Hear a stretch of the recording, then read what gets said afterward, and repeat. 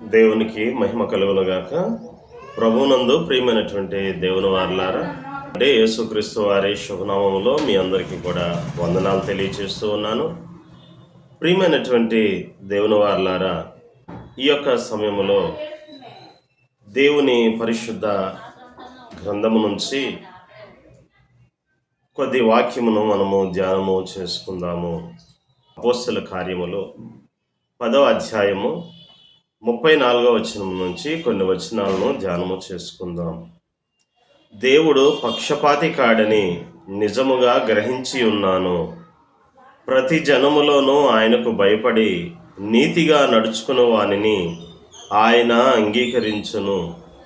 యేసుక్రీస్తు అందరికీ ప్రభువు.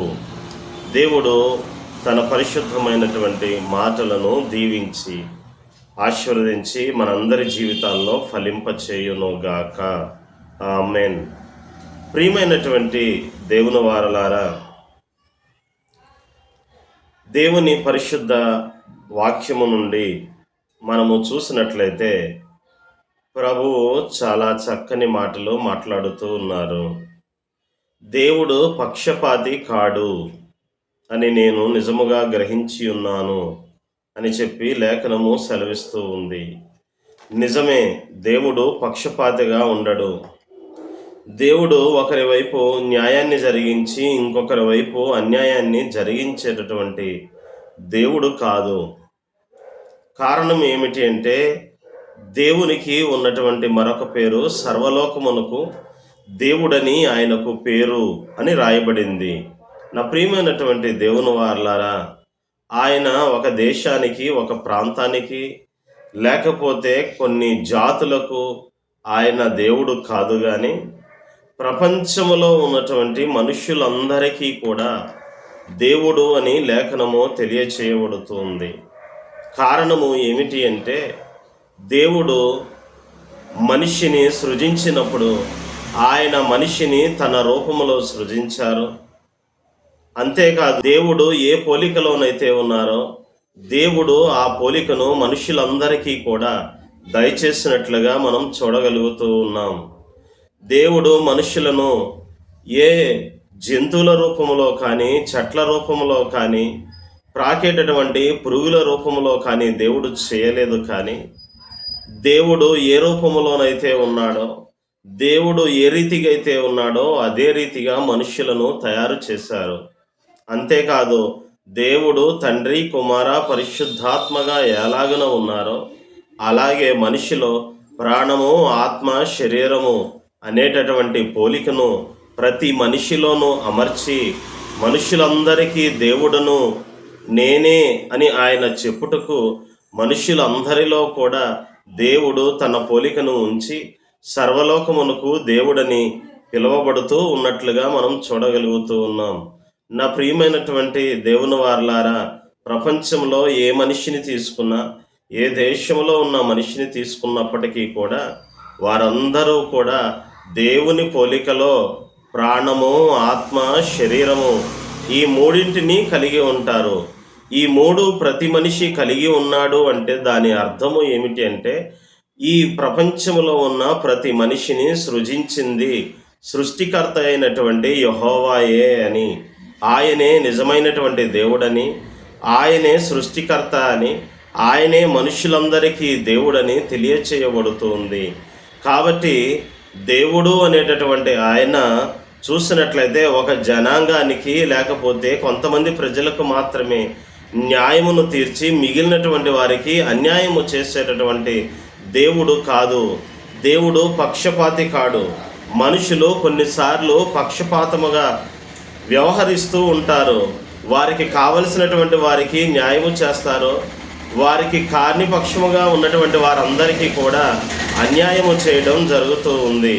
నా ప్రియమైనటువంటి దేవుని వారలారా, గమనించండి. మనుష్యులు చూసినట్లయితే పక్షపాతముగా వ్యవహరిస్తారు. మనుషులు చూసినట్లయితే అన్యాయము చేస్తారు. కానీ దేవుడు అన్యాయము చేయుటకు మానవుని వంటివాడు కాడు. దేవుడు అందుకే పక్షపాతి కాడు అని లేఖనము సెలవిస్తూ ఉంది. నా ప్రియమైనటువంటి దేవుని వారలారా, దేవుడు ఎప్పుడు ఎవరితోనూ పక్షపాతముగా వ్యవహరించడు. కానీ దేవుడు అందరికీ న్యాయము తీర్చేటటువంటి వానిగా ఉన్నాడు. కాబట్టి దేవుడు ఈ యొక్క సమస్త ప్రపంచంలో ఉన్నటువంటి మనుషులందరికీ కూడా దేవుడు ఈ ప్రపంచంలో ఉన్నటువంటి మానవులందరూ కూడా దేవుని పిల్లలే. కాబట్టి దేవుడు తన పిల్లలందరికీ కూడా న్యాయాన్ని తప్పక జరిగిస్తాడు. దేవుడు ఈ ప్రపంచంలో ఉన్నటువంటి తన పిల్లలందరినీ కూడా ప్రేమిస్తాడు. అంతేగాని ఆయన ఎవరినీ కూడా త్రోసివేసేటటువంటి దేవుడు కాదు. ఆయన యొద్దకు వచ్చేవారిని ఎవరినీ కూడా ఆయన త్రోసివేసేటటువంటి దేవుడు కాదు గాని, ఆయన యొద్దకు వచ్చేటటువంటి ప్రతి ఒక్కరిని కూడా ఆదరించేటటువంటి దేవుడుగా ఉన్నట్లుగా మనం చూడగలుగుతూ ఉన్నాము. నా ప్రియమైనటువంటి దేవుని వారలారా, ఆయనే నిజమైనటువంటి దేవుడని, ఆయనే సృష్టికర్త అని చెప్పడానికి కొన్ని గుర్తులుగా దేవుడు చూసినట్లయితే మనిషిని తన రూపంలో ఏర్పాటు చేశాడు. అదే విధముగా మనిషికి తన పోలికను ఇచ్చాడు. అంతేకాదు, కాలాన్ని నిర్ణయించినప్పుడు కూడా ఆయన నిర్ణయించినటువంటి కాలమానము ఏదైతే ఉందో, వారమునకు 7 దినములు ఉండాలి అనేటటువంటి కాలమానము ప్రకారము 6 దినములు నీవు కష్టపడి నీ పనంతయు చేయవలెను, 7వ దినము నీ దేవుడైనటువంటి యెహోవాకు విశ్రాంతి దినము అని చెప్పినటువంటి రీతిగా వారమునకు 7 దినములు అనేటటువంటి కాలమానమును ఏర్పాటు చేసి ప్రపంచమంతటికి ఇదే కాలమానాన్ని దేవుడు ఏర్పాటు చేశాడు. అందుచేతనే సృష్టి ప్రారంభము నుంచి నేటి వరకు కూడా, ఈ రోజుకి కూడా ప్రపంచంలో ఉన్నటువంటి అన్ని దేశాలలో ఉన్నటువంటి ప్రజలు, వారు ఏ భాష మాట్లాడేవారైనప్పటికీ కూడా, ఏ జాతి వారైనప్పటికీ కూడా, ఏ రంగు వారైనప్పటికీ కూడా, వారందరూ కూడా చూసినట్లయితే వారమునకు 7 దినములు అనేటటువంటి కాలమానాన్ని పాటిస్తూ ఉన్నారు. కారణము ఏమిటి అంటే, అది సృష్టికర్త ఏర్పాటు చేసినటువంటి కాల నియమము. ఈ కాల నియమాన్ని మార్చడానికి ఎవరి వల్ల కూడా కాదు. కాబట్టి ఈ 7 దినములు వారమునకు కలిగి ఉండడం అనే కాల ప్రమాణము ప్రపంచంలో ఉన్న ప్రజలందరికీ కూడా యెహోవాయే దేవుడు, సర్వలోకమునకు దేవుడు ఆయనే అని చెప్పేటటువంటి ఒక అద్భుతమైనటువంటి సాక్ష్యము, సూచన అని కూడా మనము గ్రహించవచ్చు. కాబట్టి ప్రపంచంలో ఉన్నటువంటి ప్రజలందరూ కూడా, ప్రపంచంలో ఉన్నటువంటి మనుషులందరూ కూడా దేవుని పిల్లలే. కాబట్టి దేవుడు తన పిల్లలను ప్రేమిస్తున్నాడు. అందుకే ఏమని రాయబడిందంటే, దేవుడు లోకమును ఎంతో ప్రేమించెను అని రాయబడుతుంది. దేవుడు ఈ లోకములో ఉన్నటువంటి తన పిల్లలందరినీ కూడా ప్రేమిస్తున్నారు. ఏ ఒక్కరిని ఆయన ద్వేషించేటటువంటి దేవుడు కాదు. ఆయన ప్రతి ఒక్కరిని కూడా ప్రేమించేటటువంటి దేవుడుగా ఉన్నాడు అనేటటువంటి విషయాన్ని గమనించాలి. ఒకవేళ నీవు నీ పాపం వలన దేవునికి దూరమయ్యి ఉండవచ్చు, కానీ నీవు నీ పాపమును ఒప్పుకొని విడిచిపెట్టినట్లయితే ఆయన నిన్ను ప్రేమించి తప్పకుండా ఆదరిస్తాడు. నిన్ను విడిచిపెట్టేటటువంటి దేవుడు కాదనే విషయాన్ని గ్రహించవలసిందిగా ప్రభు పేరట మనవి చేస్తూ ఉన్నాను. నా ప్రియమైనటువంటి దేవుని వారలారా, అపోస్తల కార్యములో 10వ అధ్యాయములో రాయబడినటువంటి ఈ మాటలను మనము గమనించినప్పుడు, ప్రతి జనములో నుండి ఆయనకు భయపడి నీతిగా నడుచుకుని వానిని ఆయన అంగీకరించును అని లేఖనము రాయబడుతూ ఉంది. ఒక దేశము కాదు, లేకపోతే ఒక జాతి కాదు, ప్రతి జనములో నుండి,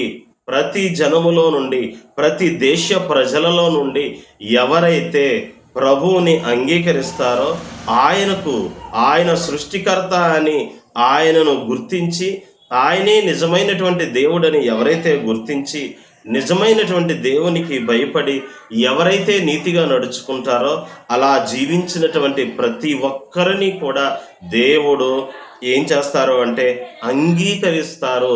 ప్రతి ఒక్కరిని కూడా యాక్సెప్ట్ చేస్తారు. ఎవరిని యాక్సెప్ట్ చేస్తారు అంటే, ఏ జనములో నుండైనా నీవు ఉండు, అది ఏ దేశమైనా అయి ఉండు, కానీ నీవు దేవునికి భయపడి నిజమైనటువంటి దేవుణ్ణి గుర్తించి, నిన్ను సృష్టించినటువంటి సృష్టికర్తని నువ్వు జ్ఞాపకము చేసుకొని, నిజమే ఈ వారమునకు 7 రోజులు అనే కాల ప్రమాణము ఏర్పాటు చేసినటువంటి దేవుడు ఈయనే, దేవుడైనటువంటి యెహోవాయే నిజమైనటువంటి దేవుడు, లేకపోతే ఆయన యొక్క రూపంలో నన్ను ఏర్పాటు చేశాడు, ఆయన యొక్క పోలికను నాకు ఇచ్చాడు, ఆయన వలె నాలో ప్రాణాత్మ శరీరాలు కూడా ఉన్నాయి అని ఎవరైతే గ్రహించి వారు దేవునికి భయపడతారో, ఎవరైతే నీతిగా నడుచుకుంటారో వారందరినీ కూడా దేవుడు అంగీకరిస్తారు అని రాయబడింది.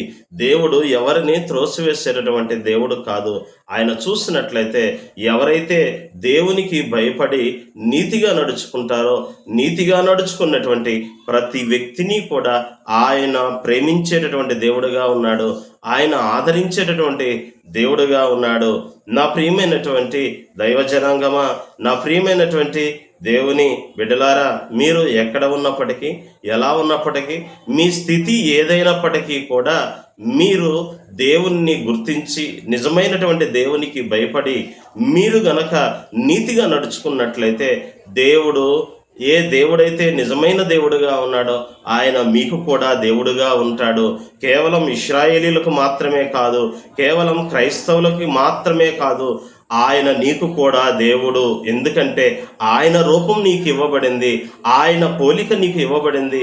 ఆయన ఏర్పాటు చేసినటువంటి కాలమానము ప్రకారము ఈ రోజుకి కూడా నీవు అదే కాలమానాన్ని నీవు అనుసరిస్తూ ఉన్నావు.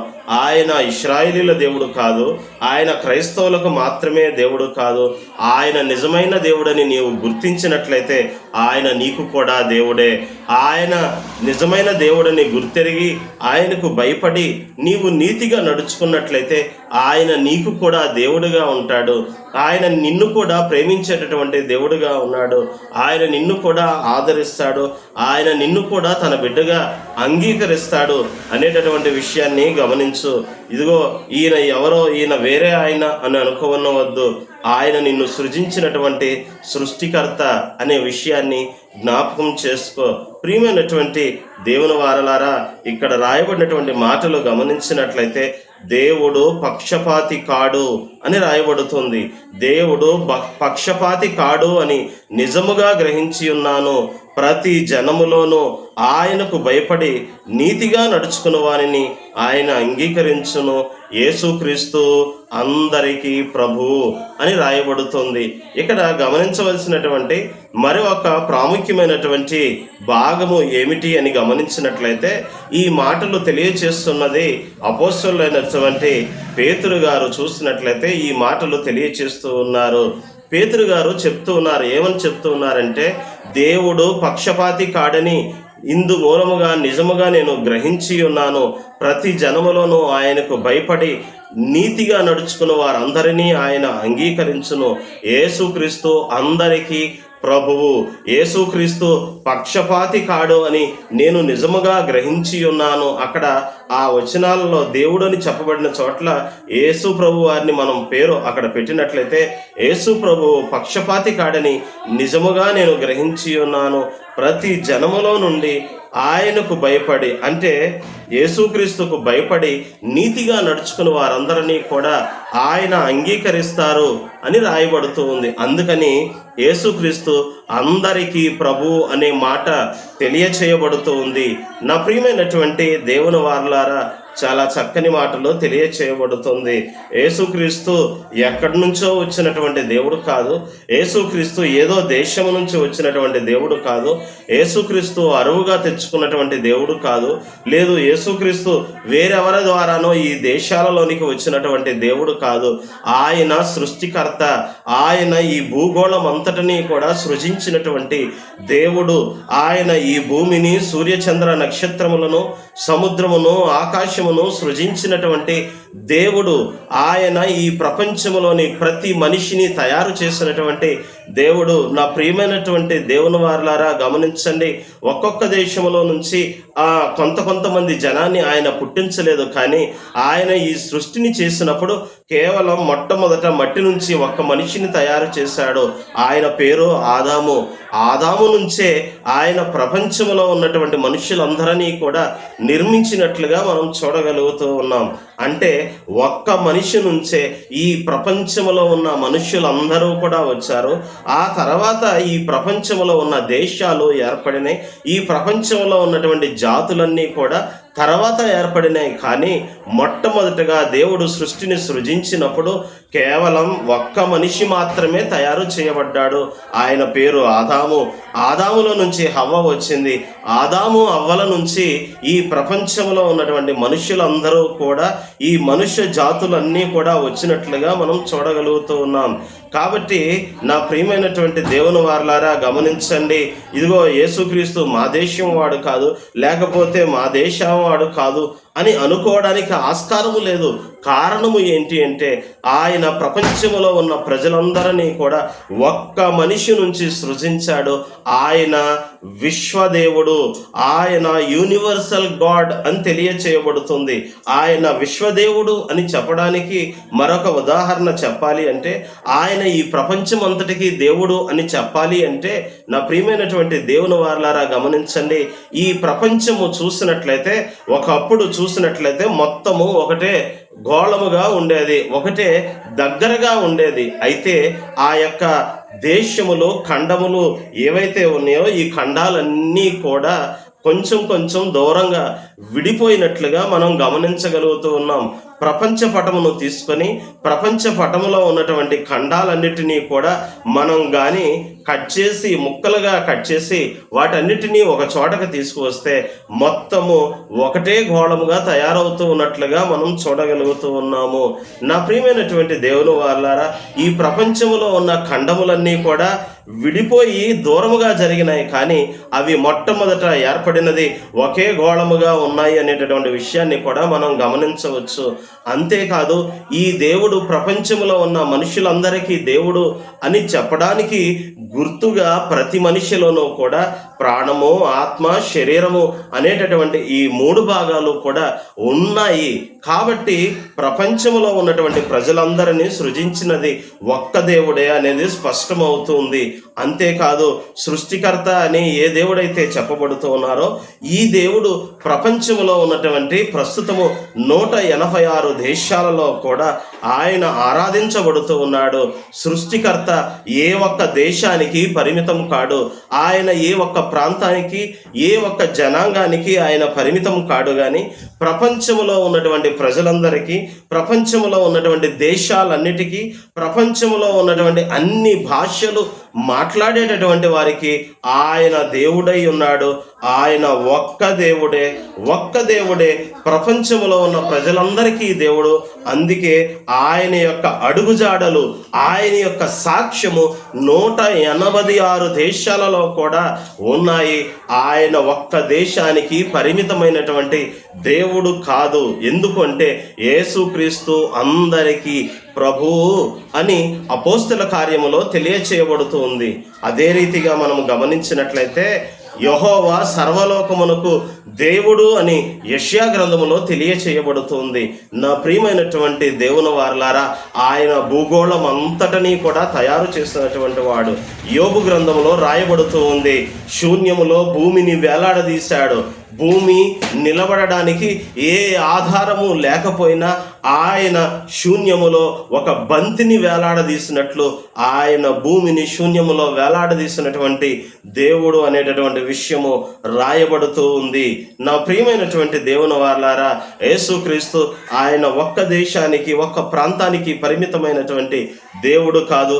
ప్రపంచంలో ఉన్న ప్రజలందరికీ ఆయన దేవుడు అని తెలియచేయబడుతోంది. అందుకే యేసుక్రీస్తు అందరికీ ప్రభువు అనే మాట తెలియచేయబడుతోంది. నా ప్రియమైనటువంటి దేవుని వారలారా గమనించండి, ఇక్కడ చూసినట్లయితే, ఈ మాటలను గమనించినట్లయితే పేతురు గారు ఈ మాటలను ఎవరికి తెలియచేస్తూ ఉన్నారు, ఎందుకు తెలియచేస్తూ ఉన్నారు అనేటటువంటి విషయాన్ని గమనించినప్పుడు, దీని ముందు జరిగినటువంటి సంఘటన ఏమిటి అని మనం గమనించినప్పుడు, అపోస్తల కార్యములో 10వ అధ్యాయము 1వ వచనములో రాయబడుతూ ఉంది. ఏమని రాయబడుతూ ఉందంటే, ఇటాలీ పటాలమనబడిన పటాలములో శతాధిపతి అయిన కొర్నేలి అను భక్తిపరుడు ఒకడు కైసరయాలో ఉండెను అని రాయబడుతూ ఉంది. అతడు తన ఇంటి వారందరితో కలిసి ఏం చేస్తూ ఉండేవాడంట, దేవుని యందు భయభక్తులు కలిగి ఉన్నటువంటి వాడు.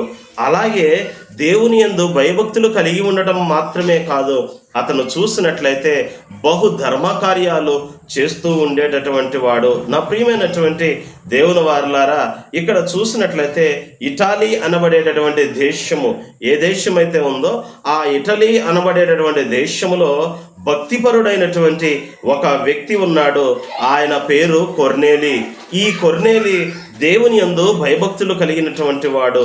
అంతేకాదు ఆ ఒక్క వ్యక్తి మాత్రమే కాదు, తన ఇంటి వారందరూ కూడా దేవుని యందు భయభక్తులు కలిగినటువంటి వారు. దేవుడంటే భయము కలిగి నీతిగా నడుచుకునేటటువంటి జనము, నీతిగా నడుచుకునేటటువంటి కుటుంబము. నా ప్రియమైనటువంటి దేవుని వారలారా, ఈ నా దేవుని మాటలు వింటూ ఉన్నటువంటి సమయంలో నీ కుటుంబము దేవుని యందు భయభక్తులు కలిగి ఉందా? ఆలోచన చేయి. నీ కుటుంబంలో ఎంతమంది దేవుని యందు భయభక్తులు కలిగి ఉన్నారు? కేవలము నీవు మాత్రమే భయభక్తులు కలిగి ఉంటే, కేవలము నీవు మాత్రమే రక్షణ పొంది ఉంటే సరిపోతుందా? దేవుని రాజ్యానికి నీ కుటుంబము చేరవద్దా? దేవుని రాజ్యానికి నీ కుటుంబంలో ఉన్న అందరూ రావద్దా? ఆలోచన చే. నీవు మాత్రమే రక్షించబడి నీవు మాత్రమే దేవుని రాజ్యానికి వెళ్తే సరిపోతుందా? గమనించు, నీవు మాత్రమే కాదు కానీ నీ ఇంటి వారందరూ కూడా రక్షించబడాలి. అందుకే దేవుడు ఈ రక్షణ సువార్తను నీ కొరకు ప్రకటిస్తూ ఉన్నాడు. దేవుడు అందుకొరకే నీతో మాట్లాడుతూ ఉన్నాడు. నీవు మాత్రమే కాదు, నీ ఇంటి వారందరూ కూడా రక్షించబడాలి. నోవాహు కాలంలో సువార్త ప్రకటించబడింది. సువార్త ప్రకటించబడినప్పుడు ఎవరు మారు మనసు పొందలేదు, ఎవరు రక్షణ పొందలేదు. ఆ సమయంలో దేవుడు మాట్లాడుతూ ఉన్నాడు, నోవాహు నీ ఇంటి వారిని తీసుకుని ఓడలోనికి ఎక్కమన్నప్పుడు నోవాహు ఒక్కడే వెళ్ళలేదు, కానీ నోవాహు తన భార్యను, తన పిల్లలను, తన ఇంటి వారందరినీ కూడా తీసుకుని రక్షణ ఓడలోనికి ఎక్కినట్లుగా మనము గమనించగలుగుతూ ఉన్నాం. నా ప్రియమైనటువంటి దేవుని వారలారా, ఈ నా దేవుని మాటలు వింటూ ఉన్నటువంటి నీవు, నీ ఇంటి వారందరూ రక్షించబడి ఉన్నారా? నీ ఇంటి వారందరూ కూడా ప్రభువారు ఇప్పుడే వస్తే పరలోక రాజ్యానికి చేరేంత అర్హత మీకు ఉన్నదా? గమనించండి. ఒకవేళ లేనట్లయితే ప్రభు ఈ మాటలు నీ కొరకే అందిస్తూ ఉన్నారు. ఈ సమయంలోనైనా నీవు రక్షణ పొంది దేవుని యొద్దకు రావాలని, ప్రభువు చెంతకు చేరి నీ కుటుంబం అందరూ కూడా రక్షించబడాలని ప్రభువు ఉద్దేశమై ఉన్నది. అందుకొరకే నీతో ప్రభువు మాట్లాడుతూ ఉన్నారు. నీవు మాత్రమే కాదు కానీ నీ ఇంటి వారందరూ కూడా దేవుని యందు భయభక్తులు కలిగి ఉండి నీ కుటుంబం అంతా కూడా నీతిగా నడుచుకొని దేవునికి ఇష్టలుగా జీవిస్తే దేవుడు నిన్ను కూడా అంగీకరించాలని ఆయన ఆశపడుతూ ఉన్నాడు. దేవుడు నిన్ను, నీ కుటుంబాన్ని తన రాజ్యంలో చేర్చుకోవాలని ఆశపడుతూ ఉన్నాడు. నా ప్రియమైనటువంటి దేవుని వారలారా, గమనించండి. నీవు అంగీకరించినట్లయితే నేడే రక్షణ దినము అని చెప్పబడుతుంది. ఈరోజే నువ్వు రక్షణ పొందు. నువ్వు ఎక్కడ ఉన్నా సరే నీ సేవకుని దగ్గరికి వెళ్ళి నీవు రక్షణ పొందు. నీవు దీవించబడతావు, ఆశీర్వదించబడతావు. ఎప్పుడైతే నీలో ఉన్న పాపములు తీసివేయబడతాయో, ఎప్పుడైతే నీలో ఉన్నటువంటి శాపము తొలగించబడుతుందో, నీవు దీవెనకరంగా మార్చబడతావు, నీవు ఆశీర్వాదకరంగా మార్చబడతావు. దేవుడు నీ మీద దృష్టి నిలుపుతాడు. దేవుడు నిన్ను సమస్త జనముల కంటే కూడా గొప్పగా చేయబోతూ ఉన్నాడు. అప్పుడు నీవు బహుతరములకు ఆశీర్వాద కారణముగా ఉంటావు. నా ప్రియమైనటువంటి దేవుని వాళ్ళ, శాపగ్రస్తమైనవన్నీ నీలో ఉంచుకొని నేను దీవించబడలేదు, నేను ఆశీర్వదించబడటం లేదు అని నువ్వు ఎంతగా బాధపడినా ఉపయోగం లేదు. కానీ నీవు నీ పాపములను ఒప్పుకొని నీవు నీ కుటుంబముతో రక్షణ ఓడను కట్టుకొని, అంటే నీవు ఒక బలిపీఠమును నీ కుటుంబముతో కలిసి కట్టుకొని ప్రార్థనా ధూపమును వేస్తావో, ఆ సమయంలో చూసినట్లయితే దేవుడు నీ కుటుంబాన్ని ఆశీర్వదిస్తాడు. ప్రియమైనటువంటి దేవుని వారలారా, గమనించండి. ఇక్కడ ఇటలీ అనేటటువంటి దేశంలో కొర్నేలి అనేటటువంటి ఒక భక్తిపరుడు ఉన్నాడు. ఈయన శతాధిపతిగా పనిచేస్తూ ఉన్నాడు. శతాధిపతి అంటే 100 మంది మీద అధికారిగా పనిచేసేటటువంటి వాడు, 100 మంది సైనికుల మీద అధికారిగా ఉన్నటువంటి వాడు. ఆయన 100 మంది మీద అధికారము కలిగి ఉన్నవాడు అయినప్పటికీ కూడా అధికారము ఉందనేటటువంటి గర్వము ఏనాడు లేదు. 100 మంది మీద ఆయన అధికారము కలిగిన వాడు అయినప్పటికీ కూడా అతనిలో అహంభావము ఏ రోజు కూడా లేదు అనే విషయాన్ని గమనించాలి. నా ప్రియమైనటువంటి దేవుని వారలారా, నీవు ఎంత ఘనమైనటువంటి స్థితిని కలిగి ఉన్నప్పటికీ కూడా, నువ్వు ఎంత ధనవంతుడు అయినప్పటికీ కూడా దేవుని సన్నిధిలో నీవు దీనుడవై ఉండాలి.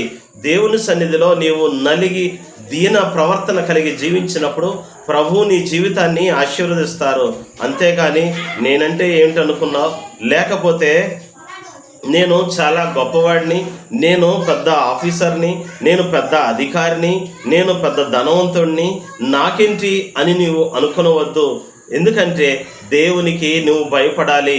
నా ప్రియమైనటువంటి దేవుని వారలారా, దేవుడు మాట్లాడుతూ ఉన్నారు, శరీరమును మాత్రమే కాక దేహమును ఆత్మను రెండింటినీ చంపువానికి మీరు భయపడుడి అని దేవుడు తెలియచేస్తూ ఉన్నారు.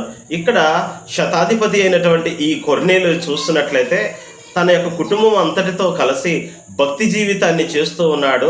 కేవలము భక్తి జీవితం చేయటం మాత్రమే కాదు, తన కుటుంబముతో కలిసి దేవునికి సాక్షులుగా నిలవబడుతూ ఉన్నాడు. తన కుటుంబముతో కలిసి అనేకమైనటువంటి బహు దాన ధర్మములు ధర్మకార్యాలు చేస్తూ ఉన్నట్లుగా మనం చూడగలుగుతూ ఉన్నాం.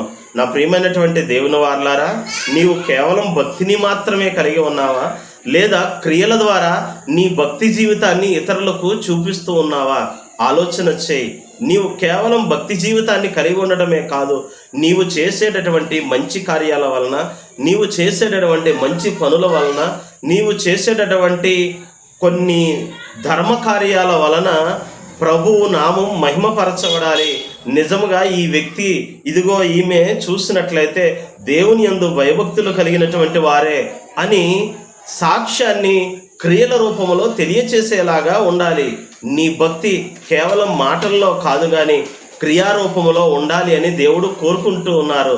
అందుకే అబ్రహామును చూసినట్లయితే అబ్రహాము దేవుని యందు భయభక్తులు కలిగి ఉన్నాడని దేవునికి తెలుసు. కానీ దేవుడు చూసినట్లయితే అబ్రహాముని పరీక్ష చేశాడు. అతని విశ్వాసము నిజమైనదా కాదా, అతను విశ్వాసానికి నిలబడతాడా లేదా అనే దానికోసం దేవుడు ఏం చేశాడంటే అబ్రహాముని ఒక పరీక్ష పెట్టాడు. ఆ పరీక్షలో ఏమని అడిగాడు అంటే, అబ్రహాము, నీకున్న ఒక్కగానొక్క కుమారుని నా కొరకు దహన బలిగా అర్పించమని చెప్పినప్పుడు, నా కొరకు బలిగా అర్పించమని చెప్పినప్పుడు అబ్రహాము ఏమాత్రం వెనకడుగు వేయకుండా ఏం చేశాడంటే తన కుమారుణ్ణి, ఒక్కగానొక్క కుమారుణ్ణి ఇవ్వడానికి సిద్ధపడ్డాడు. కానీ దేవుడు ఆ కుమారుణ్ణి బలిగా అర్పించేలాగా దేవుడు చూస్తూ ఊరుకోలేదు. కానీ ఆ బలిని ఇవ్వవద్దు అని చెప్పి ఏం చేశాడు అంటే అతనికి బదులుగా, అబ్రహాము యొక్క కుమారునికి బదులుగా ఒక గొర్రెను ఏర్పాటు చేసి దానికి బదులుగా బలి అర్పించినట్లుగా మనం చూడగలుగుతూ ఉన్నాం. నా ప్రియమైనటువంటి దేవుని వారలారా, నీ విశ్వాసము కేవలం మాటల్లో కాదు, నీ విశ్వాసము, నీ భక్తి క్రియలో కనపడాలని చెప్పి ప్రభువారు కోరుకుంటూ ఉన్నారు. ఎప్పుడైతే నీ భక్తికి క్రియలు లేకపోతాయో, క్రియలు లేని భక్తి, క్రియలు లేని విశ్వాసము మృతము అని రాయబడుతూ ఉంది. కాబట్టి నీవు చేసేటటువంటి భక్తి క్రియలలో తెలియపరచబడాలి, అది నలుగురికి ఉపయోగపడాలి. ఆ నలుగురు ఉపయోగం పొందినప్పుడు ఇదిగో ఇతడు దేవుని యందు భయభక్తులు కలిగి ఉండడం వల్లనే ఈ మంచి కార్యాలు చేస్తున్నాడు అనేటటువంటిది వారికి అర్థం కావాలి. అందును బట్టి నీవు చేసినటువంటి ధర్మ కార్యాలను బట్టి వారందరూ కూడా ప్రభువుని మహిమపరచాలి. అందుకొరకే నిన్ను ధనవంతుడిగా చేశాడు, అందుకొరకే దేవుడు నిన్ను అందరికంటే హెచ్చించాడు, అందుకొరకే దేవుడు నిన్ను ఉన్నత స్థితిలో ఉంచాడు అనే విషయాన్ని జ్ఞాపకం చేసుకో. నీవేదో సుఖపడతావని, నీవేదో గొప్పవాడిగా జీవిస్తావని మాత్రమే దేవుడు నిన్ను గొప్పవాడిగా ఉంచలేదు. కానీ నీవు గొప్ప స్థితిలో ఉండి కింద వారికి లేదా లేని వారికి, బీదవారికి నువ్వు సహాయం చేసినప్పుడు వారి ద్వారా కూడా దేవుడు మహిమపరచబడాలి అనేది దేవుని ఉద్దేశము. కాబట్టి దేవుని నామానికి మహిమ వచ్చేలాగా నీ భక్తి జీవితము ఉండాలి. లేకపోతే నీ భక్తి అంతా కూడా మృతము అని తెలియచేయబడుతుంది. నా ప్రియమైనటువంటి దేవుని వారలారా, శతాధిపతి అయినటువంటి కొర్నేలు చూసినట్లయితే అతడు మాత్రమే కాదు కానీ అతని ఇంటి వారందరూ కూడా దేవుని యందు భయభక్తులు కలిగి వారు నీతిగా నడుచుకుంటున్నారు. అంతేకాదు వారు ఇరుగు పొరుగు వారి పట్ల లేకపోతే పేదవారి పట్ల కనికరము కలిగి బహు ధర్మకార్యాలు చేస్తూ ఉన్నారు. ఏం జరుగుతుంది ఈ ధర్మకార్యాలు చేయడం వలన అని మనం గమనించినట్లయితే, ఆయన ఒక రోజున మధ్యాహ్నము 3 గంటలు అయిందంట. 3 గంటలకు శతాధిపతి అయినటువంటి ఈ కొర్నేలి ప్రార్థన చేస్తూ ఉన్నాడు. ప్రార్థన చేస్తూ ఉంటే దేవుని దూత దిగి వచ్చింది. దేవుని దూత దిగి వచ్చి కొర్నేలి పక్కన నిలవబడి కొర్నేలి అని పిలిచినప్పుడు ఆ కొర్నేలి దేవుని దూతతో మాట్లాడుతూ ఉన్నాడు.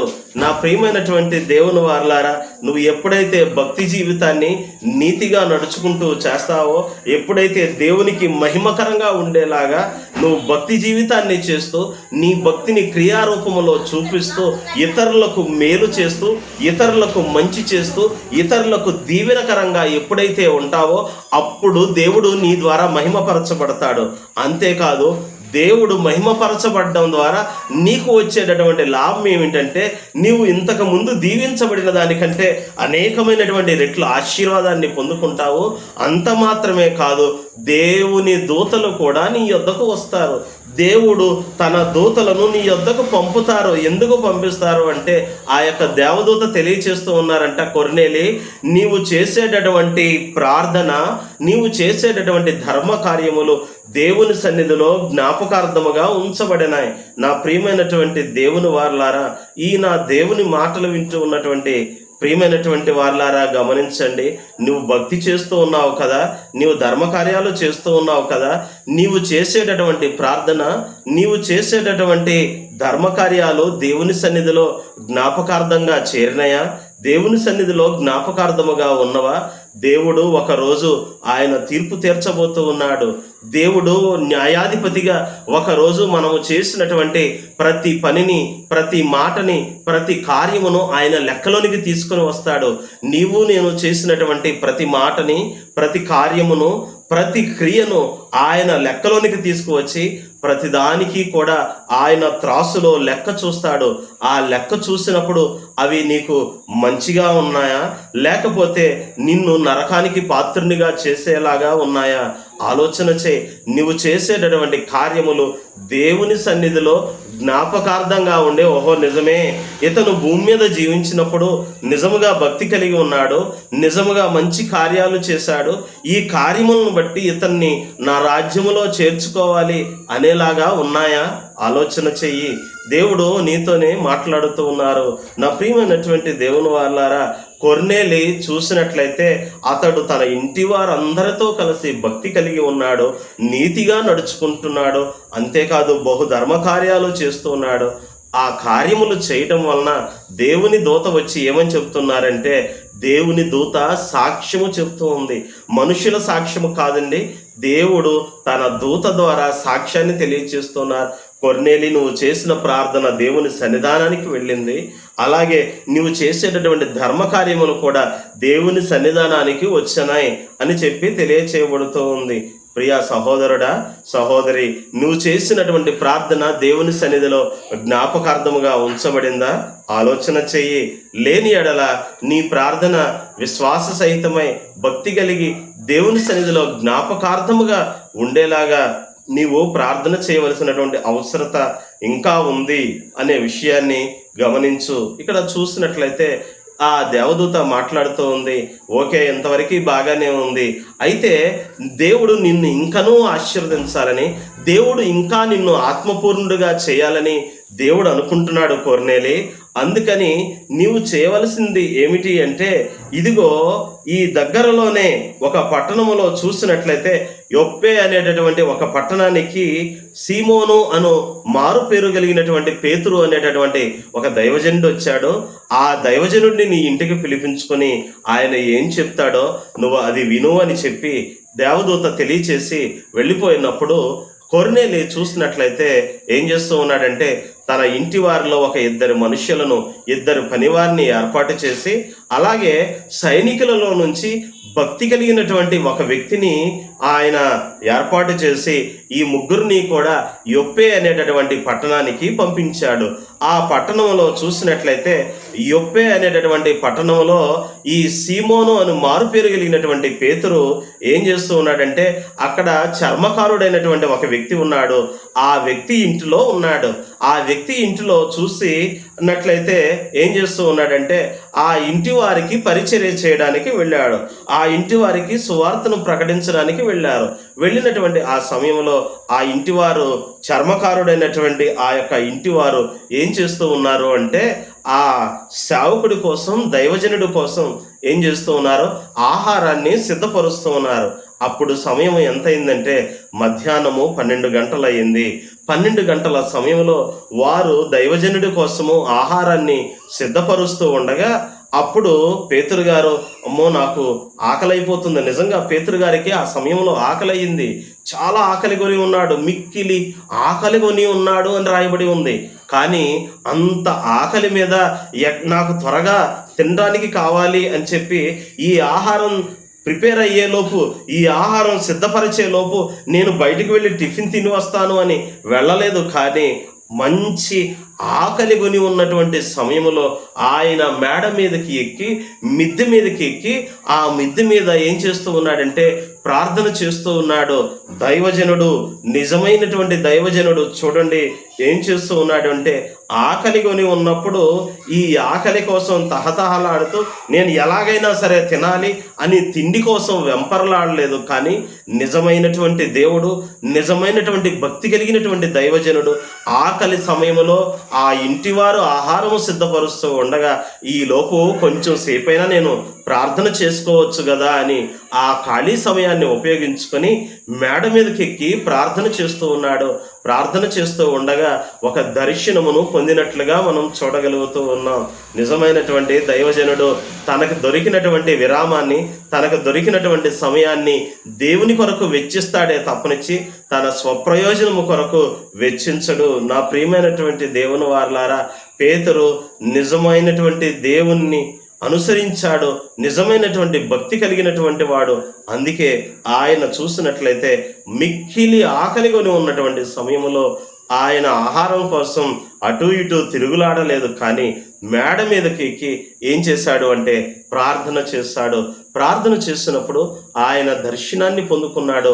ఆ దర్శనంలో ఏం కనిపిస్తూ ఉంది అని గమనించినట్లయితే ఆకాశము నుంచి 4 చెంగులు పట్టబడినటువంటి ఒక దుప్పటి వంటి పాత్ర పైనుంచి దిగి వస్తూ ఉంది.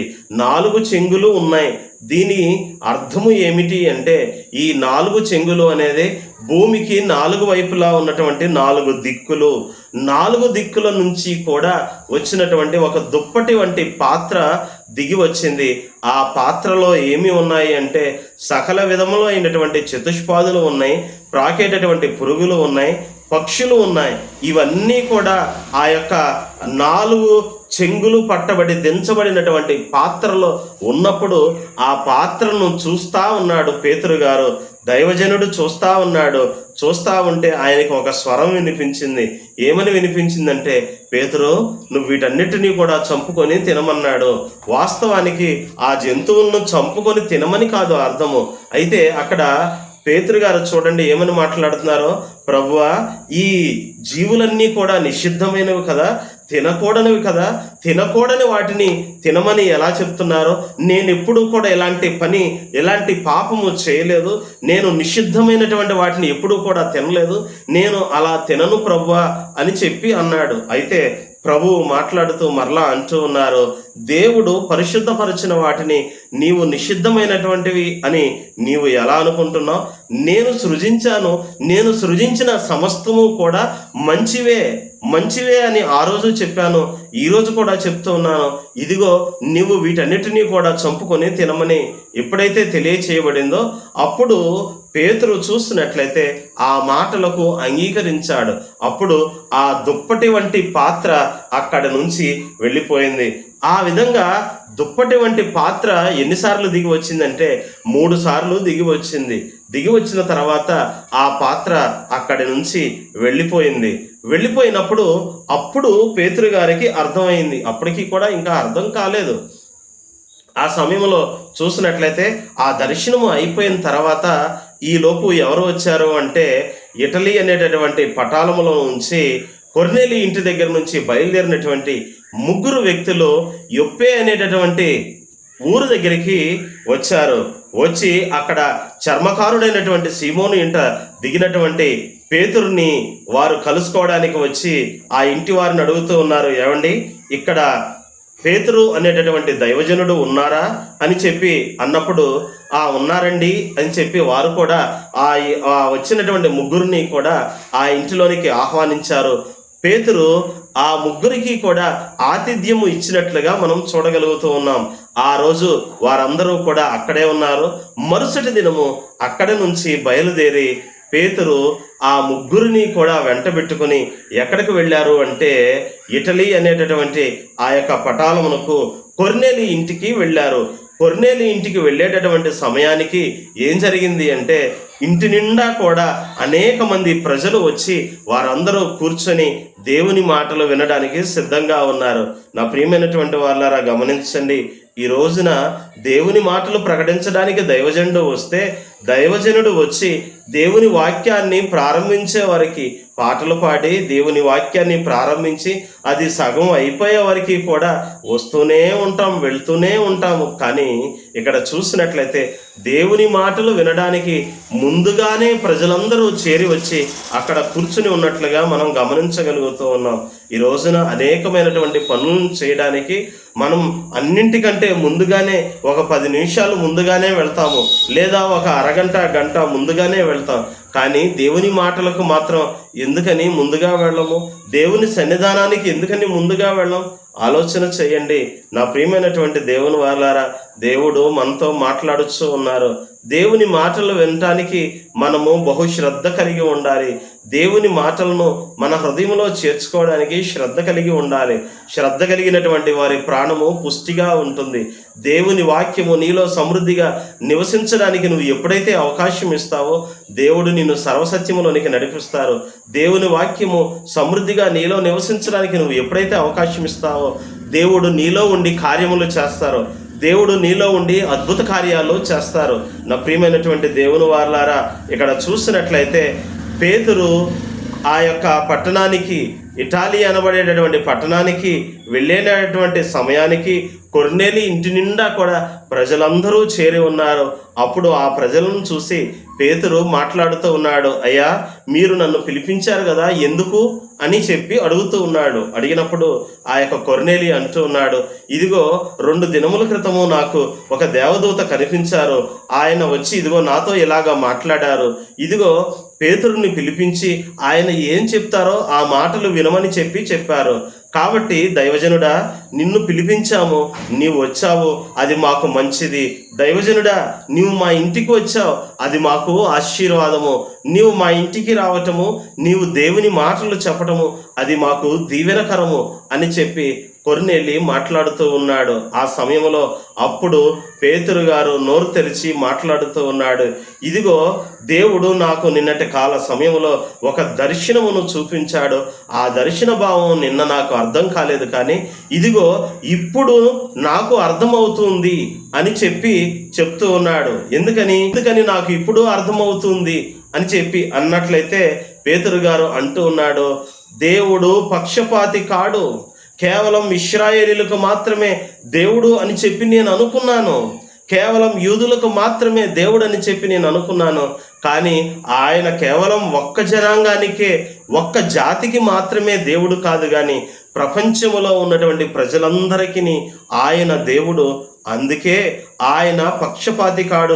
ప్రపంచంలో ఉన్న తన ప్రజలందరినీ కూడా ఆయన చేర్చుకునేటటువంటి దేవుడుగా ఉన్నాడు. కాబట్టే ఆయన పక్షపాతిగా కాకుండా ఆయన సర్వలోకమునకు దేవుడని పిలిపించబడుతున్నాడు అని నాకు ఇప్పుడు అర్థమయ్యింది అని పేతురు గారు తెలియచేస్తూ ఉన్నారు. ఆ సమయంలో చూసినట్లయితే పేతురు గారు ఇంకా మాట్లాడుతూ ఉన్నారు, యేసుక్రీస్తు అందరికీ ప్రభు, ఆయన అందరికీ దేవుడు అని చెప్పి తెలియచేస్తూ ఏమని తెలియచేస్తూ ఉన్నారంటే, ఇదిగో అక్కడ 38వ వచనములో చూసినట్లయితే, అదేదనగా నజరేయుడగు యేసును పరిశుద్ధాత్మతోనూ శక్తితోనూ అభిషేకించునున్నదయే దేవుడు ఆయనకు తోడై ఉండెను గనుక ఆయన మేలు చేయుచు అపవాది చేత పీడింపబడిన వారిని అందరినీ స్వస్థపరచుచు సంచరించుచు ఉండెను అని రాయబడుతుంది. ఇంకా చూసినట్లయితే దేవుడు ఆయనను 40వ వచనంలో దేవుడు ఆయనను 3వ దినమున లేపి ప్రజలందరికీ కాక దేవుని చేత ముందుగా ఏర్పరచబడిన సాక్షులకే అనగా ఆయన మృతులలో నుండి లేచిన తర్వాత ఆయనతో కూడా అన్నపానములు పుచ్చుకున్న మాకే ఆయన ప్రత్యక్షముగా కనబడినట్లు అనుగ్రహించెను. ఇదియుగాక దేవుడు సజీవులకును మృతులకును న్యాయాధిపతినిగా నియమించినవాడు ఈయనే అని ప్రజలకు ప్రకటించి దృఢ సాక్ష్యమియ్యవలనని మాకు ఆజ్ఞాపించెను. ఆయన యందు విశ్వాసముంచువాడెవడో వాడు ఆయన నామము మూలముగా పాపక్షమాపణ పొందునని ప్రజలందరూ ఆయనను గూర్చి ప్రవక్తలందరూ ఆయనను గూర్చి సాక్ష్యమిచ్చుచున్నారనెను. నా ప్రియమైనటువంటి దేవుని వారలారా, అప్పుడు పేతురు మాట్లాడుతూ ఉన్నాడు. ఏమని మాట్లాడుతూ ఉన్నాడంటే, మేము నిన్నటి వరకు ఏమనుకున్నామంటే దేవుడు యూదులకు మాత్రమే దేవుడు, ఇశ్రాయేలీలకు మాత్రమే దేవుడు అనుకున్నాను. కానీ దేవుడు చూపించినటువంటి దర్శనము నాకు ఇప్పుడు అర్థమైంది. దేవుడు యూదులకు మాత్రమే, ఇశ్రాయేలీలకు మాత్రమే దేవుడు కాదు, కానీ అన్యజనులకు కూడా ఆయన దేవుడే, అన్యజనులు కూడా ఆయన పిల్లలే. అందును బట్టి నాకు అర్థమవుతూ ఉంది. కాబట్టి మిమ్మల్ని అందరినీ కూడా తన పిల్లలుగా చేసుకోవాలని, మీకు కూడా సువార్త ప్రకటించాలని ఆయన సంకల్పం అయి ఉన్నది. అందుకే నాకు ఈ దర్శనం ఇచ్చాడు, అందుకే నన్ను మీ యొద్దకు నడిపించాడు అని చెప్పి పేతురు గారు సాక్ష్యమిస్తూ ఏమని చెప్తున్నారంటే, యేసుక్రీస్తు ఆయన శరీరధారిగా ఈ భూమి మీదకు వచ్చాడు. ఇదిగో దేవుడు ఆయనకు తోడై ఉన్నాడు. తోడై ఉండడం వల్లనే అనేక మందిని స్వస్థపరిచాడు. స్వస్థపరచడమే కాదు, ఆయన చూసినట్లయితే అపవాది చేత పీడించబడినటువంటి వారిని ఆయన విడిపించాడు అని చెప్పి తెలియచేస్తూ, ఇంకా మృతులలో నుంచి ఆయన తిరిగి లేచాడు, మృతులలో నుంచి తిరిగి లేచాడు. కాబట్టి ఆయన నామాన్ని బట్టి ఎవరైతే విశ్వాసం ఉంచుతారో, ఆయన నామమందు ఎవరైతే విశ్వాసం ఉంచుతారో వారందరూ కూడా పాపక్షమాపణ పొంది ఉన్నారు. కాబట్టి కేవలం ఇశ్రాయేలీలే కాదు, కానీ ప్రపంచంలో ఉన్నటువంటి ఏ జనాంగమైనా, ఏ జాతి వారైనా సరే కూడా యేసుక్రీస్తు నామమందు ఎవరైతే విశ్వాసం ఉంచుతారో, ఆ యేసుక్రీస్తు నా దేవుడని, యేసుక్రీస్తు నా రక్షకుడని ఎవరైతే అంగీకరిస్తారో వారు విశ్వసించిన వారందరి పాపములు కూడా తీసివేయబడతాయి. వారు ఎంత ఘోరమైన పాపములు చేసిన వారైనా సరే కూడా వారి పాపములన్నీ కూడా క్షమించబడతాయి. క్షమించబడిన తర్వాత వారు నూతనమైనటువంటి వ్యక్తులుగా రక్షించబడి దేవుని రాజ్యానికి వారసులవుతారు, దేవుని రాజ్యానికి అర్హత పొందుతారు అని చెప్పి పేతురు గారు ఆ మాటలు తెలియచేసినప్పుడు నిజముగా జాగ్రత్తగా గమనించండి ప్రియమైనటువంటి వాళ్ళారా, ఎంత అద్భుతం జరిగింది అంటే, పేతురు గారు ఈ మాటలు, ఈ వాక్యాన్ని వారికి తెలియచేస్తూ ఉండగా ఆ ప్రాంతంలో చేరి ఉన్నటువంటి ప్రజలందరి మీదకి పరిశుద్ధాత్మ దేవుడు దిగి వచ్చి వారందరూ కూడా దేవుని ఆత్మచేత నింపబడి భాషలతో మాట్లాడుతూ ఉన్నారు. ఈ సందర్భంలో నేను కూడా ప్రభువారిని దేవుని సేవకుడిగా, ఆయన సేవకుడిగా నేను వేడుకుంటూ ఉన్నాను. ఈ మాటలు ఎవరైతే వింటూ ఉన్నారో, దూరాన సమీపాన ఎవరైతే ఈ నా దేవుని మాటలు ఎవరైతే వింటూ ఉన్నారో వారందరి మీదకి కూడా పరిశుద్ధాత్ముడు దిగి రావాలని చెప్పి, పరిశుద్ధాత్మ చేత వారు నింపబడి వారిలో పాపక్షమాపణ కలగాలని, వారిలో పాపపు ఒప్పుకోలు కలిగి వారు నూతనమైనటువంటి జీవితాన్ని, మరి నూతనమైనటువంటి జీవితాన్ని వారు ప్రారంభించాలని, వారు దేవుని పిల్లలుగా మార్చబడాలని, వారి పేర్లు దేవుని రాజ్యంలో ఉండాలని, వారి పేర్లు జీవగ్రంథంలో లిఖించబడాలని నేను దేవుణ్ణి ఎంతగానో విజ్ఞాపన చేస్తూ ఉన్నాను. నా ప్రియమైనటువంటి దేవుని వారలారా, దేవుని మాటలు వింటూ ఉండగా వారి మీదకి పరిశుద్ధాత్మ శక్తి కుమ్మరించబడింది. వారు భాషలు మాట్లాడుతూ ఉన్నారు, వారి పాపములను ఒప్పుకున్నారు. ఎంత అద్భుతం జరిగింది! ఈ నా దేవుని మాటలు వింటూ ఉన్నటువంటి మీ అందరి మీదకి కూడా పరిశుద్ధాత్ముడు దిగి వచ్చి మీలో ఒక నూతనమైనటువంటి క్రియ ప్రారంభించబడాలని, మీ పాత జీవితము గతించిపోయి ఒక క్రొత్త జీవితము, ఒక నూతనమైన వ్యక్తులుగా మీరు మార్చబడి ప్రభు కొరకు జీవించి ప్రభు రాజ్యాన్ని మీరు, మీ కుటుంబం అందరూ కూడా పొందుకోవాలని, మీ పేర్లన్నీ కూడా జీవగ్రంథంలో లిఖించబడాలని చెప్పేసి నేను దేవుని సన్నిధిలో ప్రార్థన చేస్తూ ఉన్నాను. నా ప్రియమైనటువంటి దేవుని వారలారా, అపోస్తలుడైనటువంటి పేతురు గారు అంటూ ఉన్నారు. ఏమని అంటూ ఉన్నారంటే, ఇదిగో మనవలే వీరందరూ పరిశుద్ధాత్మను పొందినప్పుడు వీరు రక్షించబడకుండా, వీరు బాప్తిస్మం పొందకుండా ఎవడైనా ఆటంకము చేయగలడా అని చెప్పి మాట్లాడుతూ ఉన్నారు. ఆఖరిగా ఒక మాటని మనం జ్ఞాపకం చేసుకుని మనం ముగించుకుందాము.